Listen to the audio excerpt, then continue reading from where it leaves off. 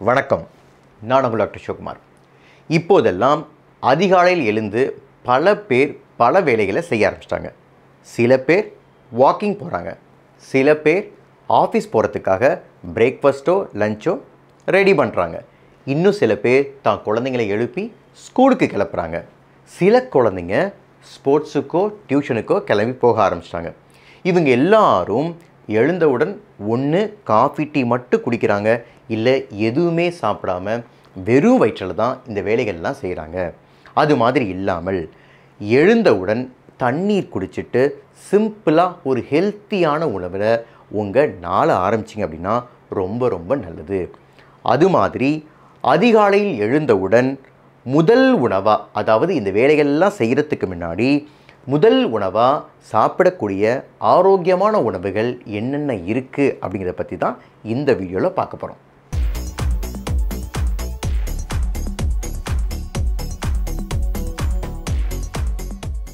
அதிகாலையில் எழுந்தவுடன் நம்ம சாப்பிடக்கூடிய முதல் உணவு எப்படி இருக்கணும்?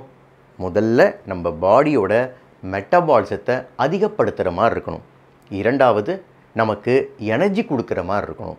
மூன்றாவது, ரொம்ப ரொம்ப முக்கியம், அதாவது எளிதில் செய்யக்கூடியதாக இருக்கணும்.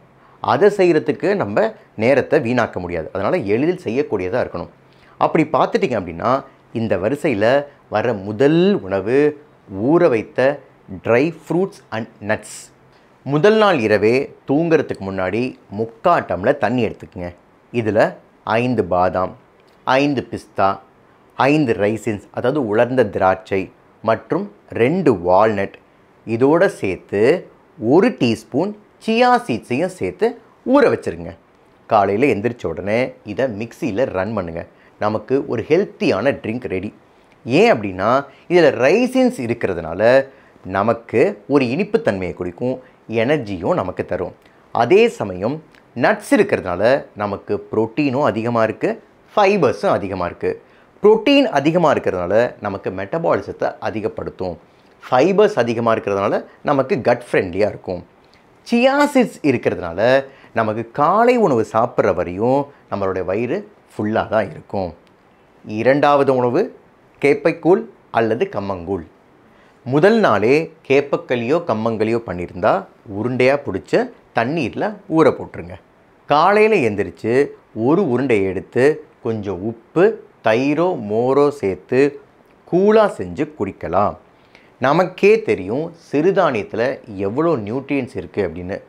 விட்டமின்ஸ், மினரல்ஸ், ஃபைபர்ஸ், ப்ரோட்டீன்ஸ்னு எல்லாமே அதிகமாக இருக்குது. இதோடு சேர்த்து நம்ம தயிரோ மோரோ சேர்க்கறதுனால நமக்கு டைஜஷனுக்கு, அதாவது செரிமானத்துக்கு உதவி செய்கிற ஒரு நல்ல உணவாகவே மாறிடுது. நான் ஸ்கூல் படிக்கும்போது அதிகாலையில் டியூஷன் போகும்போது இதை குடிச்சிட்டு போனதுனால இது என்னுடைய பர்சனல் சாய்ஸுங்க. மூன்றாவது, முளைக்கட்டிய பயிரிலிருந்து செய்யப்பட்ட சத்து மாவு கஞ்சி. என்ன சார் சொல்கிறீங்க? முளைக்கட்டிய பயிரிலிருந்து செய்யப்பட்ட சத்து மாவு கஞ்சியா? அதுக்கு முளைக்கட்டின பயிரே நான் சாப்பிட்டு போயிடுவேன் சார் அப்படின்னா தாராளமாக சாப்பிடலாம். ஆனால் தினந்தோறும் முளைக்கட்டிய பயிர் செய்கிறது அப்படிங்கிறது கொஞ்சம் கஷ்டமான வேலை. அதனால் வாரத்தில் ஒரு நாள் இல்லை மாதத்தில் ஒரு நாள் பயிரை முளைக்கட்ட வச்சு அது காய வச்சு மாவாக அரைச்சி வச்சுக்கலாம். காலையில் எந்திரிச்ச உடனே இந்த மாவுலேருந்து 3 ஸ்பூன் எடுத்துக்கிட்டு கொஞ்சம் உப்பு, தயிர் இல்லை மோரோடு சேர்த்து கஞ்சி ஆட்டம் நம்ம குடிக்கலாம். இந்த முளைக்கட்டுறதுக்கு எந்த பயிர் வகை வேணாலும் நம்ம யூஸ் பண்ணலாம்.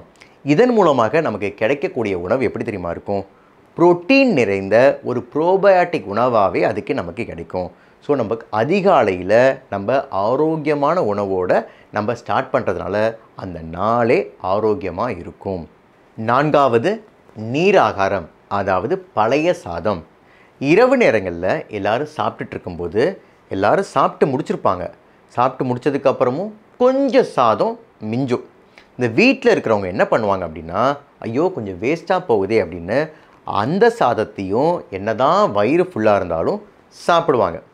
அது மாதிரி இல்லாமல் அந்த சாதத்தை, அதை மிஞ்சின சாதத்தை ஊற வைங்க, தண்ணியில் ஊற வச்சு காலையில் அதில் உப்பு, தயிரோ மோரோ சேர்த்து நம்ம நீராகாரம் மாதிரி குடிக்கலாம்.